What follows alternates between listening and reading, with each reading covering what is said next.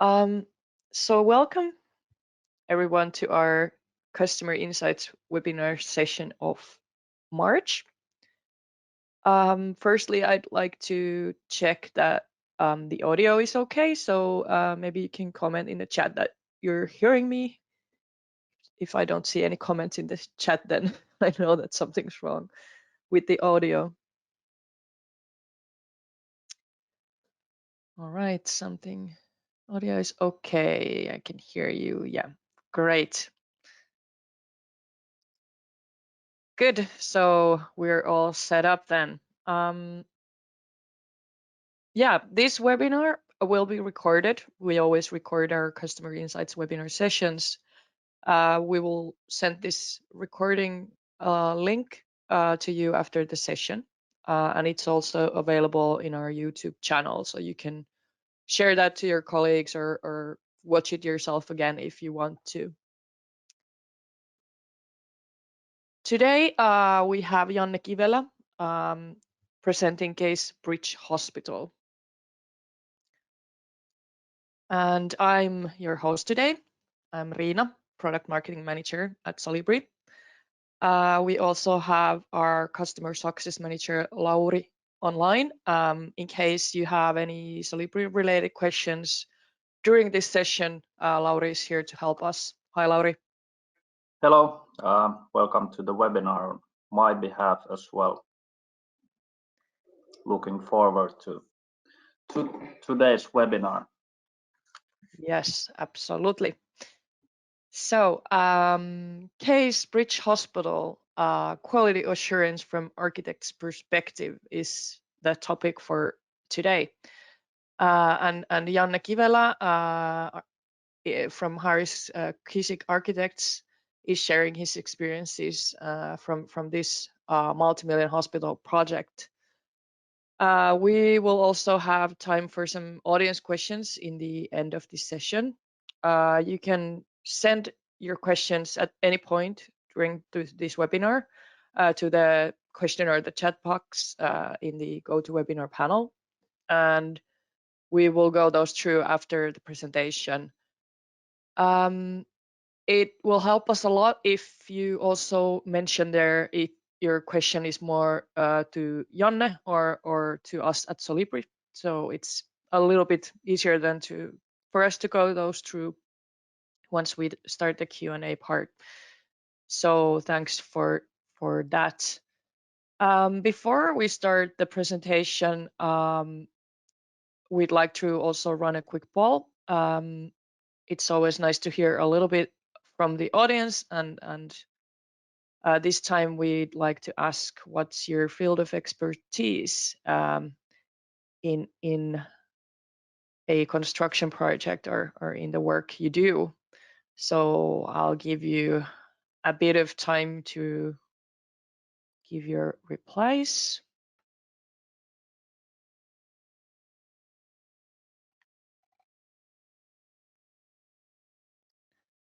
There's answers coming in nicely. So far, it looks like we have a lot of architects on the line, or at least the people who work with architecture. Or what, that's their expertise area.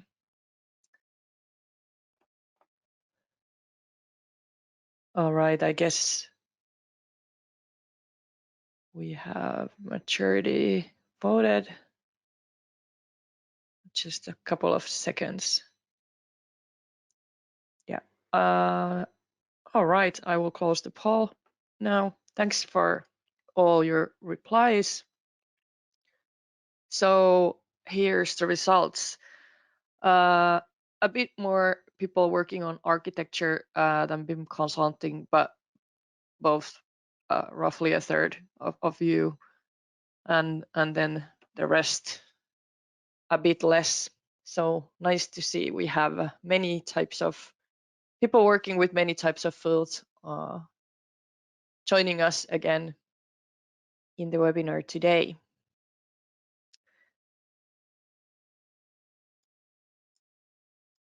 But yeah, now I will give the floor to Janne and his presentation. welcome Janne. It's great to have you. I will share you the presenter rights. All right, thank you, and welcome everyone to this webinar. Thanks to Solibri for this opportunity to speak to everyone about our Bridge Hospital project here in Finland. It's lovely to see so many people who are interested in hospital design and BIM coordination, especially from an architect's point of view. So I'm starting to share my presentation, hopefully. Okay, so now it seems to work. Yes, working. Yes, my name is Janne Kivelä, and like Irina introduced me, I'm working as an architect at Harris-Kjisik Architects currently. As well, my formal education is an architect, so I'm now currently working in an architecture office, but I've previously also worked a few years as purely a BIM consultant in different projects. So I'm having a kind of a double role right now in this project as well. So I'm working as an architect, but simultaneously I'm also working as the BIM coordinator of this project. If you're wondering about the name that's showing on the screen right now, it's Siltasairaala, which is Finnish for Bridge Hospital. Now, first of all, I'll have a short introduction to what Bridge Hospital is, so that you get kind of a little bit of sense of what we are designing here and what's currently being built and what's this whole project all about. Then I'll talk a little bit about BIM organization, especially the models themselves, then a little bit about checking the models, a few words about communication, and then at the end I'll show a little hands-on kind of like a tutorial of what we've done in Solibri. So I'll be showing a Solibri model and all the rule sets, or at least many of the rule sets that we've been using and how we've worked with the models during the project. But first, let's start with the project itself. So Bridge Hospital is situated in Helsinki, and if you don't know where Helsinki is, it's the capital of Finland, and it's in the southern part of Finland. And within Helsinki, this Bridge Hospital is situated in Meilahti Hospital area, which is the biggest central hospital area in Finland right now. The project itself is built on a really tight plot that causes a lot of problems, or at least challenges to the construction, because there's virtually no room to store anything, and the building construction site logistics have to be really tight and perfectly organized to get things done. And also, what's a challenge for the project itself is that we are connecting to the old hospital area.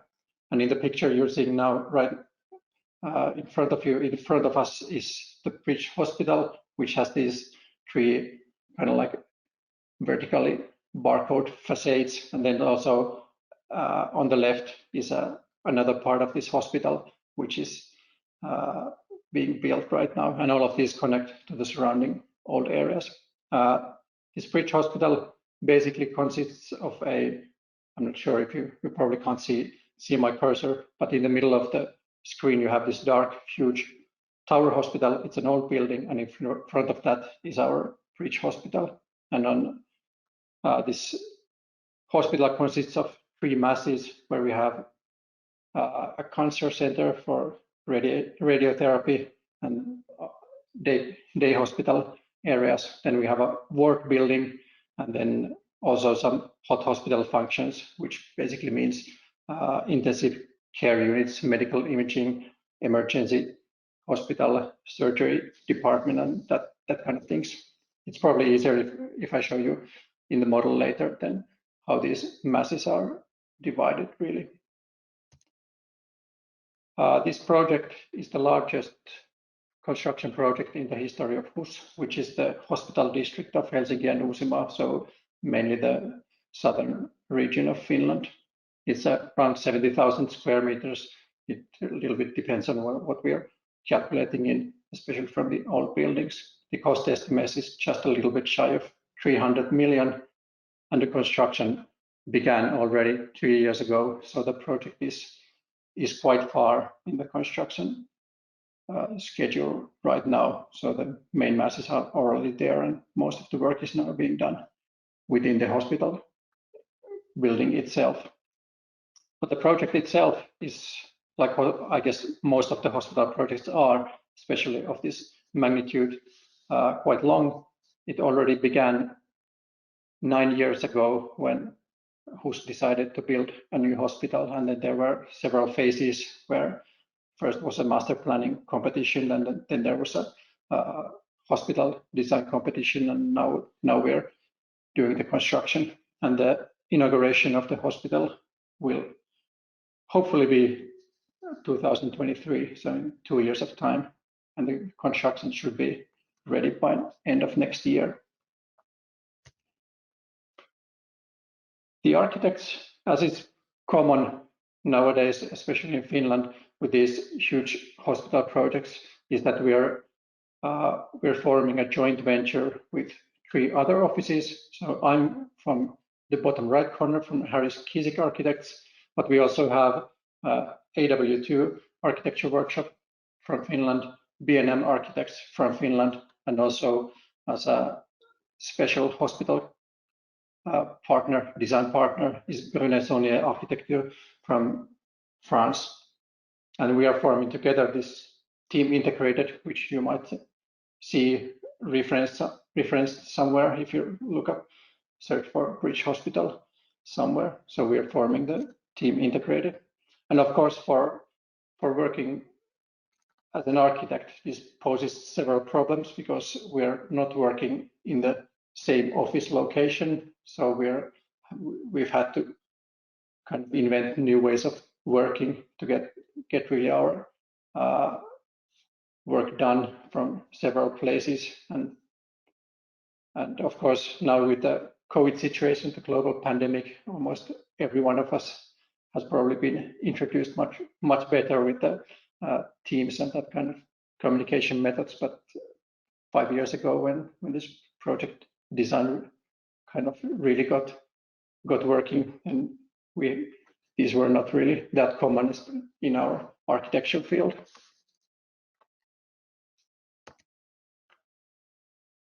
And now then, a few words about the modeling itself. It has been a requirement to model basically everything in the project from the beginning on. So that was an aim that we had already when we were starting. There were a couple of things that define our work.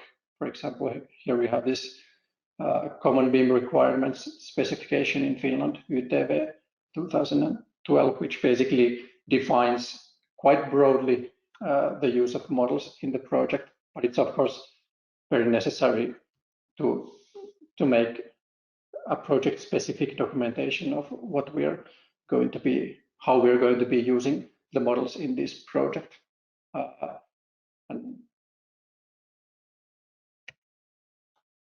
And it's of course a lot of information is produced to the IFC elements, so it's very important to specify the contents of the model in specific phases of the project to really get the information correct and kind of being able to describe what is relevant in the model and what can be used in other applications. So we've had this BIM project execution plan where each participant in the project has produced a document where they describe their model information and what information can be read from the model and what is the format of that information.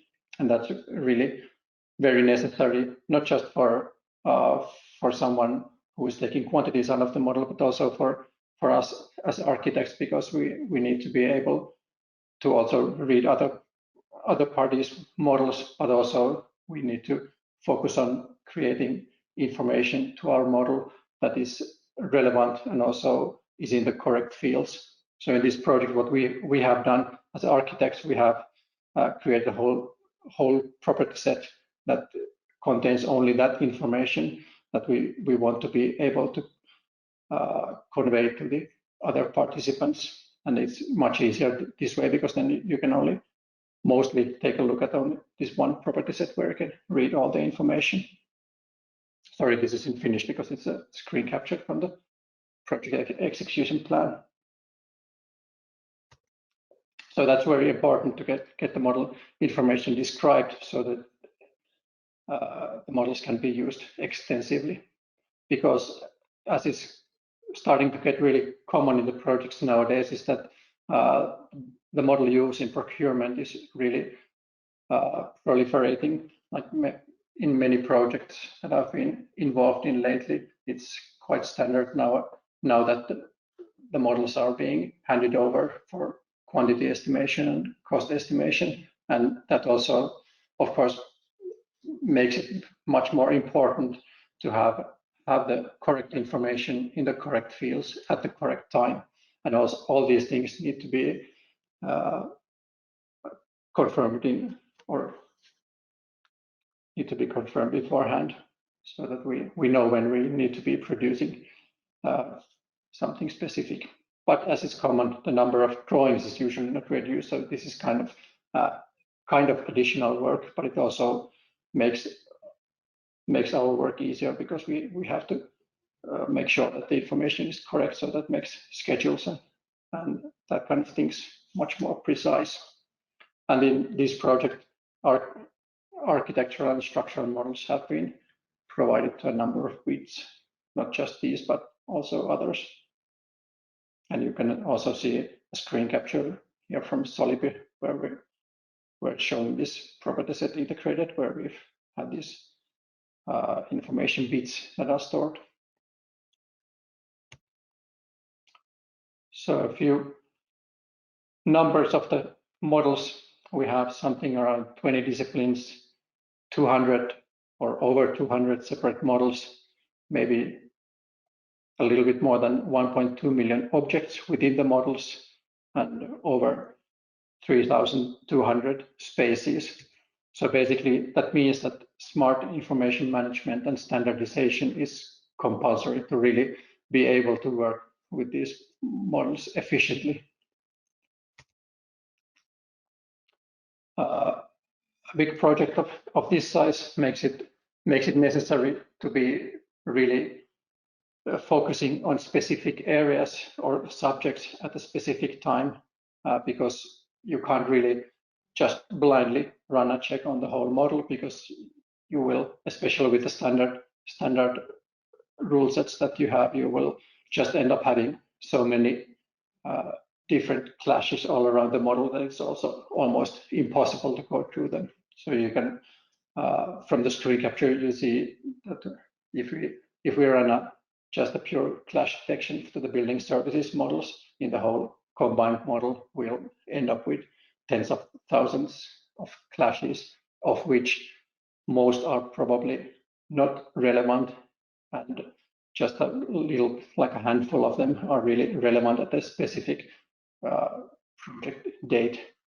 So we need to be able to try to understand the schedule of the project and focus on specific areas that we to be able to manage this kind of things. And of course, you in this huge project, it's also important that the people who are working on the combined model or doing the checking on the combined model also understand the rules and can make changes to the rules, so that we can filter out a lot of the clashes that would not be relevant, either because of the project phase or just because of the way the modeling is being done. Here's a short process diagram of the quality assurance, which I guess most of you are probably aware that we should first start with an internal quality assurance to check that your own models are compliant to the standards that have been specified in the project, and also check for doubles and check that the information content is on par with the requirements of the project at that stage. And after we have these checked models from each discipline, we can combine these to make a federated model, and then we can run the checks for the whole project and also between disciplines. And usually this is done by a BIM coordinator or some end user of the model. And then after this one, once we have the clashes sorted out and made sure which ones should really need to be focused on right now, then we can have BIM meetings and workshops where the issues are then being discussed and the responsibilities assigned. And of course, this is a very critical part of the process, because that's where we kind of make sure that the things that we have noticed from the models are also being fixed. And then, of course, this goes back to the internal quality assurance once the things are being fixed, and then we go on with the loop all the time. Of course, in real life, things don't pan out this nicely, and things get messed up, and all kinds of problems end up being solved in between the steps as well. What we have been doing is we have done a lot of rule-based checking, like I mentioned earlier. Here we have a screen capture of the Solibri model I'm going to be showing you. And a lot of these things some of these are really broad, like this all internal clashes right at the bottom. So we just can basically get a quantity, like thousands of different clashes between disciplines, but some of these checks are really specific to a certain project phase. Like, for example, on the topic structural check, we have this beams versus arc plumbing fixtures, and that was a specific project phase where we checked that we wouldn't have any plumbing fixtures that would be on top of the steel beams in the project, because those, of course, cause problems because the holes for the plumbing fixtures cannot be made then on the construction site, so they needed to be solved beforehand.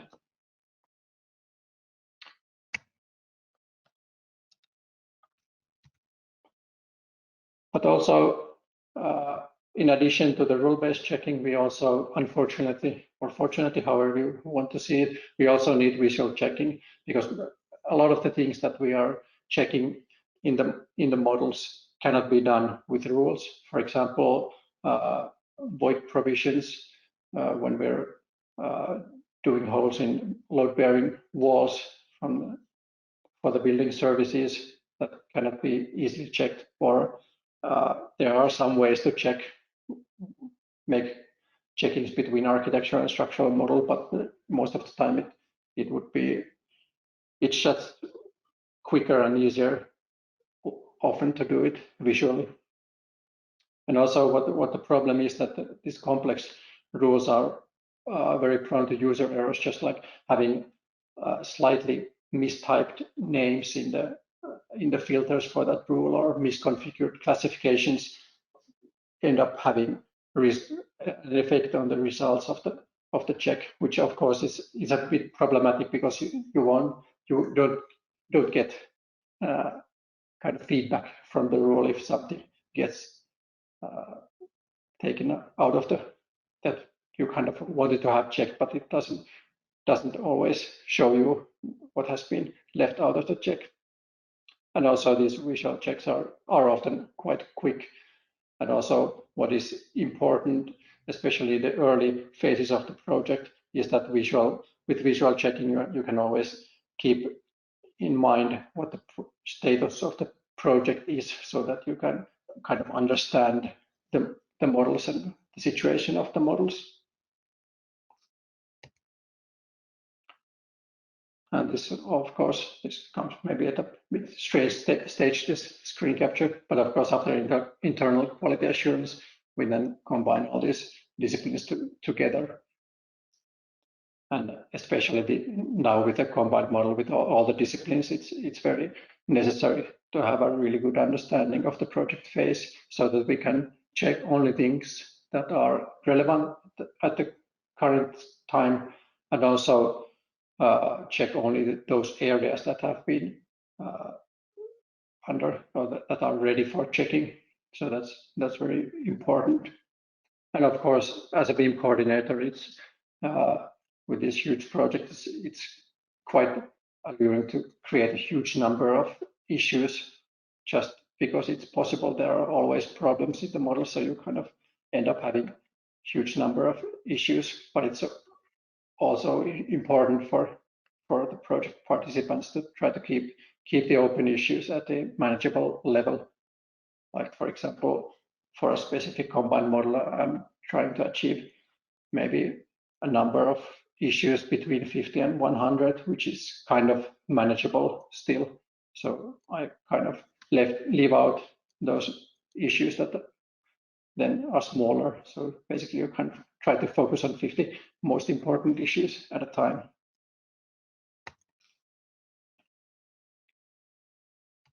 And of course, what's important and what everyone has now with the COVID situation been getting accustomed to is that instead of this having a meeting in person every month, it's now much more easier to have virtual meetings every now and then. And of course, it makes it easier not just to do it once a month, but also maybe once a week or once in 2 weeks, where you kind of get things. You don't end up having so many issues to discuss. And of course, these more modern methods that then make the checking and communication easier, like BIM Collab and other things in addition to Solibri. So now I'll switch to Solibri and I'll show you a few things that we've done. So second, I will switch the screen.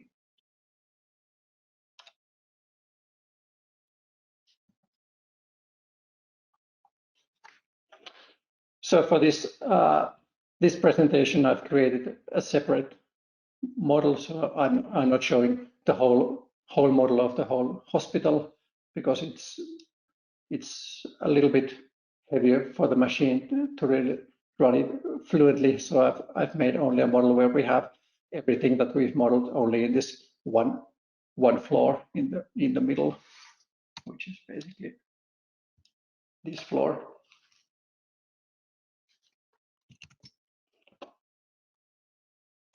Model division is of course necessary in a project like this because basically we're trying to. What I'm usually doing is I'm trying to keep everything in one model because it just makes it a lot easier to handle the model when you're having everything in one model. But especially when you're going to a project of this size, it makes it necessary to divide the model into different parts. And this is also this is the way we have divided the models in this project. There are also other options, but here in the magenta or pink color, you see some HVAC rooms on the left and also the ward building on the right, which is these 5 floors on the right. On the right of the screen with the green color is this cancer center, and with the orange color is then the hot hospital area with the intensive care units and surgery and hospital logistics and all those kinds of things. And this is the way we've done it here, but there are also, of course, other options. You could divide the model into stories. Most of our building services designers have made their models per floor, so it would be easy to check everything by floor. But also we have basically 9 stories in the building, so we would end up having too many different federated models, and switching between those in meetings would of course be a hassle. So that's we've kind of ended up having these 3 models because it's possible to handle these quite fluently. And sorry, actually, I have my Solibri in Finnish, but I think I know most of the terms in English as well, so it shouldn't be a problem. But my Solibri is just installed in Finnish on this computer I'm using. I have a few examples, like it's for the internal quality assurance. We have stored a lot of things within the room objects. So I'm using classifications quite extensively. The main benefit of the classifications is that it's really easy to change the different coloring types and how the objects are being sorted into different categories. So it makes it is quite flexible in itself, but it's also very visual. It's quite easy to see outliers in the models. For example, here we have stored the expansion joint areas in the room objects, and you can see they are being colored differently for each expansion joint area. There are some weird ones, like these red ones that are going into the blue areas, but that's just because of the way the rooms have been modeled. But also another benefit of the classifications is that within rule sets, it's quite easy to use classifications for filtering out or selecting different categories of objects. So it's quite easy to see with a classification that when you're coloring things, that these should be included in the checking, and also what should not be included in the checking. And here are other examples. We've colored the rooms based on their room number, which has the information of what kind of room that is. So with green, we have these mostly functional rooms, and then different colors like blues are HVAC shafts, and reds are elevators, and the violet ones are then stairwells. And it's quite easy to see how the floor plan is being laid out with the stairwells on the facade here, and here on the left side they are on the interior of the building. And it's also, you can use it for displaying it. For example, here we have our architectural model, and we're showing the structural parts of the model with red. So these are the load-bearing structures. With blue, we have the outer shell of the building, and with the orange color, yellowish color, we have the brick walls, which are then important also for the structural engineer. So we're checking with these that the information that we're providing to other consultants is correct, because they are using it then again in their work. And also what I'm doing with visual checking is that I'm checking the building services models against the architectural models. For example, here we have the architectural model is being colored in white, and to really get those building services models stand out from the architectural model, they are being colored as red or blue, and the ceilings of the architectural model are being colored in yellow, because then it makes also easy to check whether something is coming through from the ceiling or is too low and should be taken into consideration whether we lower the ceiling or do some other things. For example, with the building services models, like for example, you almost immediately catch these kind of things, that something comes through the ceiling, and then you can make the decision to whether that's a problem or not. And it makes it a lot easier to check the model when you're coloring things. And also, as an additional benefit to this, you can then also use these the same classifications in rule sets if you need to be checking something. You could also, for example, check the distance to ceilings for these, or clashes between ceilings and the building services models.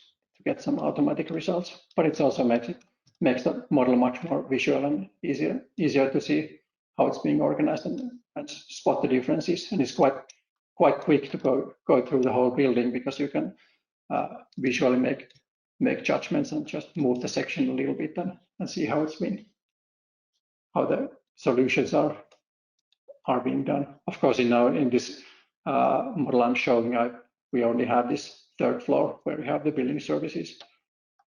And some models also have other floors a little bit.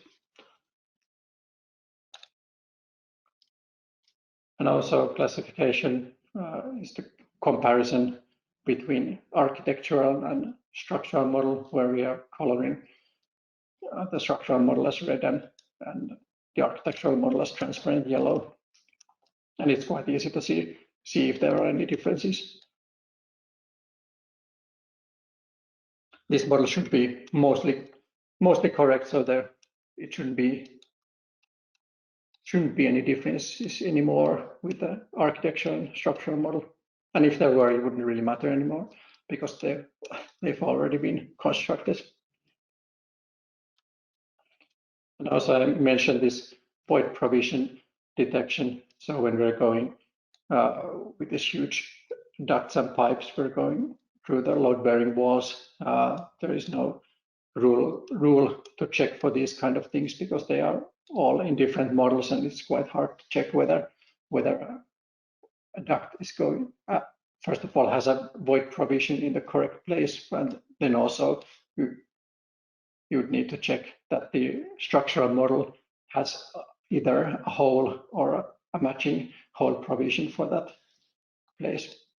Of course, in this late project phase where the holes really exist in the structural model, then it's possible to run a rule or run a clash check between the building services models and the structural models, get those results where the ducts are going really through the bearing walls.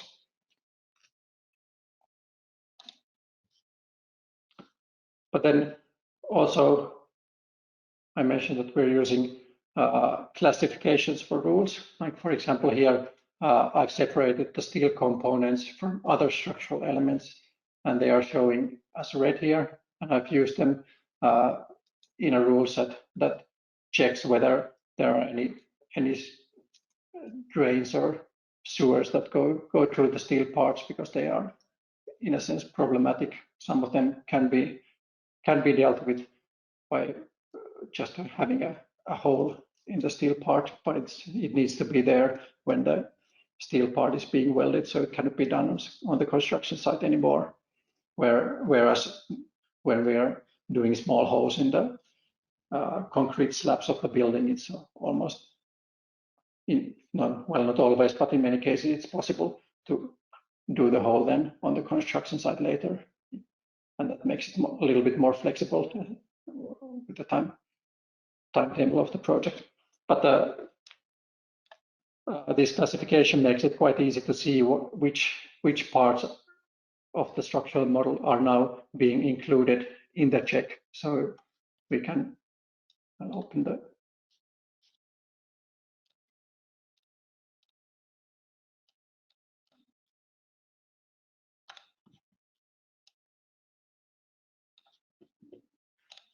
it's a big problematic with the screen sharing, that you can't see well.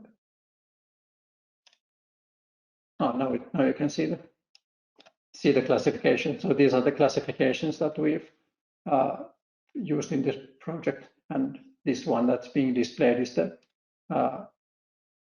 basically bridge structural model steel parts. And we also have a little bit different categories for the steel parts. So we have the whole, like all the steel components in the model, of which, for example, these roof sheets or whatever they're called, they are not problematic in the checking, but rather these delta beams that are forming the structure for the floor slabs, and these are the ones that are being checked in the rule set. So this makes it quite easy to see which parts are being taken into account and which parts are not.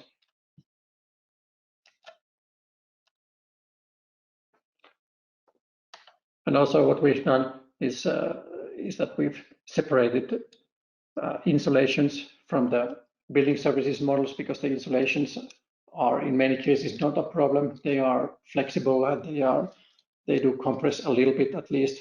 So I've created a rule set, or not the rule set, but the classification that separates the insulations to a different category from the rest of the building services models, and that makes it possible to create a rule that checks only for clashes between the real building services components and not taking into account the insulation parts of the models. And also what I've done here is that I've combined, because we have maybe 10 different building services categories, and I've combined them to more broader categories. So I have maybe four different categories in these classifications. For example, HVAC and all the electrical models are being combined as one.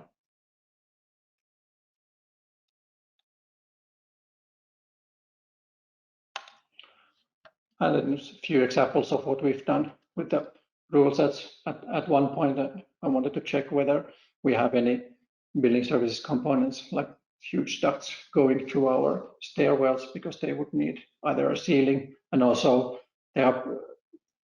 they cause a little bit of a problem in the sense that all of these stairwells are fire departments. So all of these areas or places where the ducts go through this stairwell wall will have a specific, like this fire boundary thing component installed there. So these are issues, and we checked.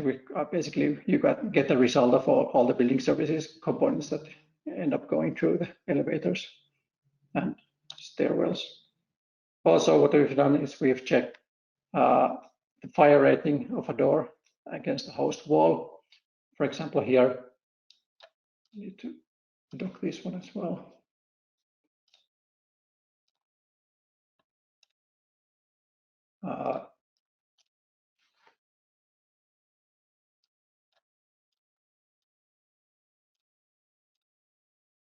So here we have this property set integrated, where we are writing all the most important information about the door. Like we have the door mark, and also the door number and the door type. But also what we have here is the fire rating of the door. So for example, this one is a 30 minutes door. This one has been assigned a 60 minutes classification. This one is at 30 minutes. And for the wall, we have the same property. We have this fire rating of a 60-minute wall. And as the fire regulations are in Finland, it's possible to install a door with a halved fire rating within a wall. So basically, what we've done is check the fire rating of a wall, which is in this case is 60 minutes, and then we have this door, which should have a matching fire rating of 30 minutes. And of course, as the way this has been modeled, these electrical components next to the doors are not. They have been modeled as doors, but they are not really doors. And that's why they end up having this different fire rating. And the check, when I ran it for this model, it caused up. Basically, we ended up having results for every one of these, but that could be corrected in the model. And also, that was not when we first made this check. The model was a little bit differently ran, or it was modeled a little bit different. So these now end up being incorrectly shown as results. But that's also very necessary to understand how the rules work, and being able to modify the rules according to your needs and also the project requirements. And basically, these are quite simple checks that we've run for the model. That there shouldn't be any radiators in front of windows that would be preventing the window from opening, and that kind of things. And also the building services models need to be accurate enough for these kind of checks to make it possible to check. And in this project, all the radiators were of the correct size that was also ordered on the construction site. So it made it possible to check these kind of things. And this is what I mentioned earlier, was this plumbing fixture check, where we checked whether any plumbing fixtures are on top of the beams. And also you can see here how this situation has been solved. Basically, we have a hole in the beam at the place where the this basin is.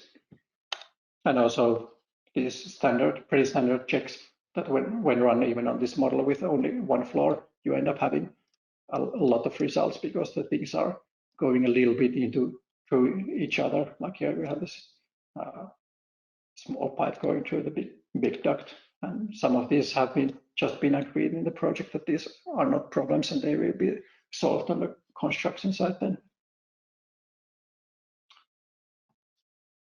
But all right, I think I'm running a little bit out of time now, and I think it's time now for questions.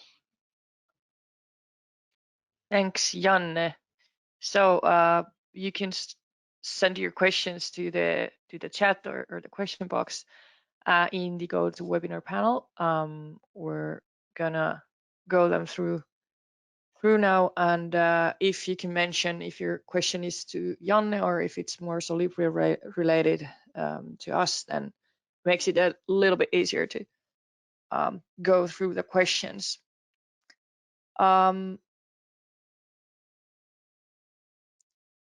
So I have the first question here for you, Janne. In the quality assurance, internal quality assurance, the green part, you mentioned designers check their models. How do they do that? Do they also use Solibri, or are there other internal tools for that? Yes, I think what we have done as architects, we have checked our models with Solibri because we had the software and we have the knowledge. But I think many of even the architectural design softwares have like really maybe rudimentary or primitive clash checking or checking for doubles inside the models. But I think, and of course, those are, if you don't have a Solibri or a specific clash detection software, those checks are of course good for checking them, the models yourself. But also many of these information validation checks cannot be done with any model viewing software. So basically you can use the free version of Solibri to open your own model and see what has been written to the IFC model and how it's being formulated in there, and just make sure it doesn't have to, the checks don't have to be really thorough at every stage that you're exporting an IFC, which probably happens in big projects at least weekly. So it's almost, you can't really run a check of 2 days every time you publish an IFC.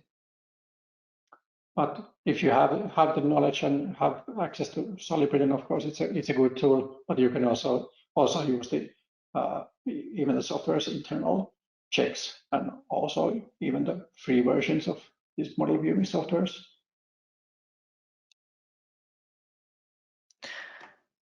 Thank you. There's one question that's both, I think, in German and then translation in English. Not sure if the translation is exactly correct, so let's see if we can answer to this correctly. Are there any specifics in the exam regarding hospital? Maybe this means the checking of the hospital. So far it has only been general. So I guess this means if there's anything like hospital specific checks you are doing, and if this is more like general what you can do with any kind of building. That's how I would maybe interpret this. I hope it's correct. Yes, that's how it sounds to me as well. Well, I think this, what I've presented and what we've done is quite general. That's true. And I think the most specific ones that we have used in this specific project is that we have different disciplines that are like we have this gas models for the hospital gas distribution, and also some other specific design disciplines or building services disciplines, and we've run checks specific to only those disciplines, but otherwise the checks themselves are the same basically as in other projects, and all of these practices can be translated practically to any project.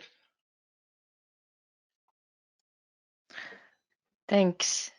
And then we have a question that did you have to prepare meaning simplify all the models you take in Solibri for the check so that they are not too heavy? And is the size of models even an issue? Well, the size of the models is an issue. Like I mentioned in the beginning, we had to divide this federated model into 3 different models just to make it possible for the checkings to run under maybe 4 hours, and also it makes it easier to handle the models because the 3D window is not really running anymore with the model. We are basically keeping up a federated model of all the different discipline models, but I don't think anyone is really using that anymore because it's so heavy for the machines. I try not to edit the IFCs themselves. So what we've mostly done is we're trying to have a discussion with all the designers as to what should be included in the model and what's not relevant to include in the model. So we're trying to run all the checks on the models that the designers themselves publish. So just to make sure that the things we are checking are not being filtered out by us. So we are kind of relying on the designers and all our discussions to filter out only the relevant parts for the modeling. And that's also where this BIM execution plan comes in handy, because you can define the contents of the models in the different phases of the project. Thanks. And then there's another question that did you send out an information takeoff PDF to all the parties? And if so, how did it look like? No, we didn't do. I've done them for our own use. I've done some ITOs of the model, for example, of the room numbers and doors and some quantities even, but they haven't been official documents per se, so they haven't been really sent out. They have been used in some cases to get the number of things from the model, but not otherwise. What we've done is that we've created of these clash issues and all the notes that we have made or I've made in the process of checking the models. I've created these esitys, I wonder what's in but these presentations. Yeah. Presentations, and I've created a PDF of these, which basically it looks quite straightforward. It has the same picture as in the model view and these comments below it. And we've sent those out because this started so many years ago. It has been done mainly with BCF, zip, and PDFs. Great. Then there's a question, which is the advantage to check clashes with Solibri against other softwares? I'll let you, Janne, say something to that. Well, I guess the advantage of Solibri, the way I see it, is the pre-programmed rule sets, and especially in conjunction with the classifications, it makes it so easy to customize the rules based on your own needs. So I think that's the biggest advantage. With the just purely clash detection, you can basically, I think, use almost any software. It doesn't really make a difference because it's the clash detection is so kind of simple in a sense anyway. You just check that nothing goes through. another object, but being able to filter out things and customize and also make these more complicated checks of checking distances between objects and that kind of things. I feel like make Solibri the better alternative. Great to hear. Thank you. I don't know if you, Lauri, want to add anything to that from our side, but well, yeah, I think it's if we are just talking about the like clash detection, then there is probably like alternatives where to do it. But I think even these examples that Janne was giving, they are not like done with the clash detection rule. For example, the delta beam and the switch systems. I guess you have used the distance rule to check that is there any switch system above these beams, so they are not clashing actually in the model. So in these kind of things, and also the fire rating that they are matching, you would need some other rules to check this than the clash detection. thanks. We have a couple more questions. Let's see if we can still have the time to go these through. So how did you divide the models? Was it modeled separate, for example, in Revit, or did you do some classification in Solibri to divide the models? The models were divided by the designers, and we have been using ArchiCAD, but the same principle applies to Revit, of course, as well. So they are separate models on our end, and they have been exported as separate IFCs. And especially the building services models have been exported as each one of them is like every floor is a separate model and every discipline is a separate model. So that's also why we end up having over 200 different models, because there are many disciplines and each one of them has 10 to 20 different models.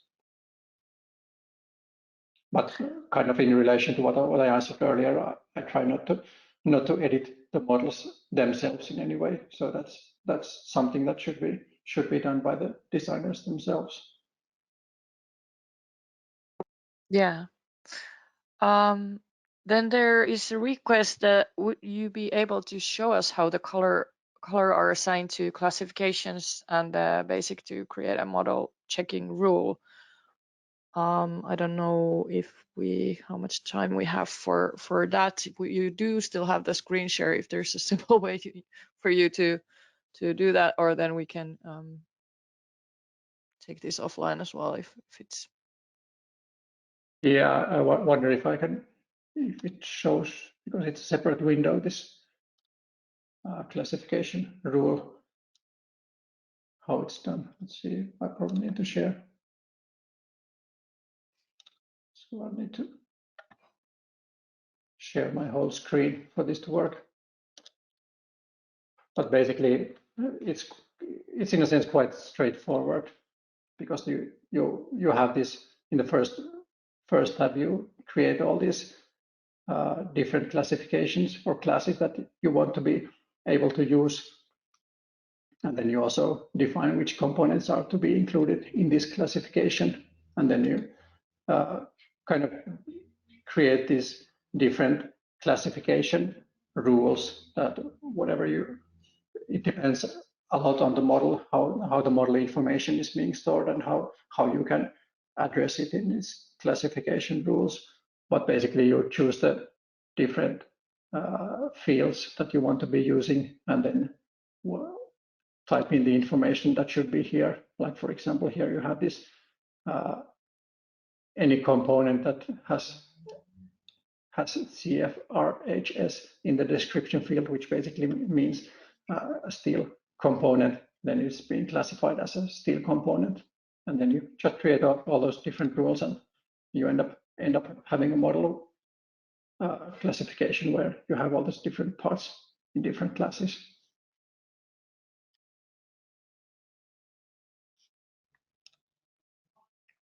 All right. Simply put. there Thank you. are a lot of good tutorials on and even the Solibri help probably helps you with this. Yeah. Thank you.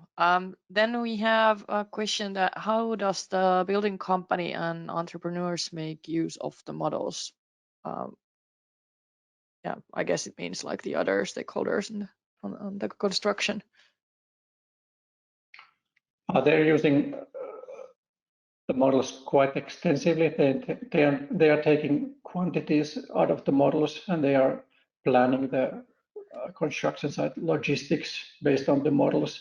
They're also looking and trying to find the best way to install things, like in which order things should be installed with the models. And also in this project, they've also used the models for some virtual or augmented reality applications, so that you can use an iPad or similar on the construction site and kind of look through the iPad and see how the place should look when it's finished.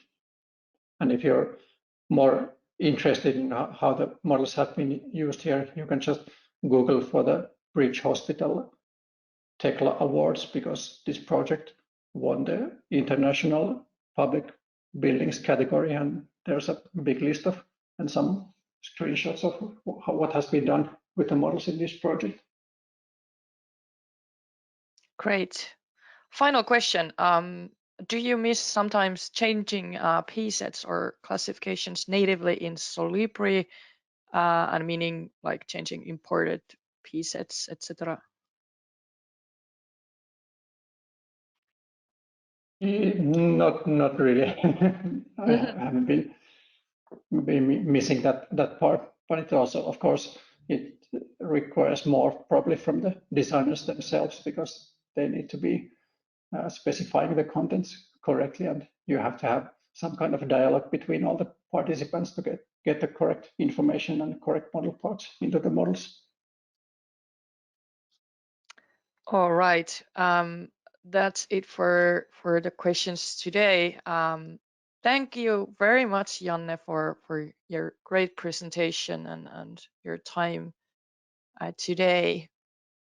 It was a pleasure to have you as our guest speaker. Yeah, it was a pleasure to be here. Thank you. Thank you.